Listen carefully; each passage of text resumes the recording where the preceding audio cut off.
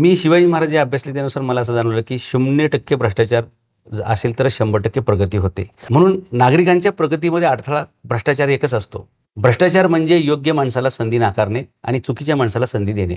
लायक माणसाला बाजूला ठेवणे आणि नालायक माणसाच्या हातात सत्ता देणं किंवा नालायक माणसाला संधी देणं यालाच भ्रष्टाचार म्हणतात. याच्यापेक्षा वेगळा दुसरा भ्रष्टाचार नसतो. त्यामुळे पालिकाचे बजेट जवळपास 22,000 कोटीचं आहे आणि एवढं म्हणतो म्हणजे पालिकेचं स्वतःचे 10,000, राज्य शासनाचे काय पैसे, केंद्राचे पैसे, 22,000 कोटींचं तर बजेट काही राज्यांचं पण बजेट नाही आहे.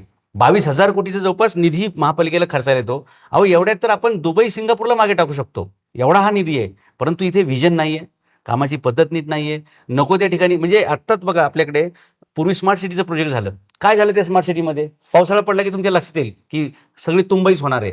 जागोजागी. अहो काल अर्धा तास पाऊस पडला होता. त्याच्यामध्ये सगळीकडे ट्रॅफिक जाम झालं होतं. ही स्मार्ट सिटी आहे का? म्हणजे भलतीच कामं करायची, नियोजन नाही आणि कुठले तरी मूर्ख कन्सल्टंट नेमतात. नागरिकांनी ठरवलं ना, तर हे सगळे कन्सल्टंट मी भविष्यात जेलमध्ये टाकायच्या विचारात आहे, की यांच्यामुळे शहराचं वाटोळं झालेलं आहे.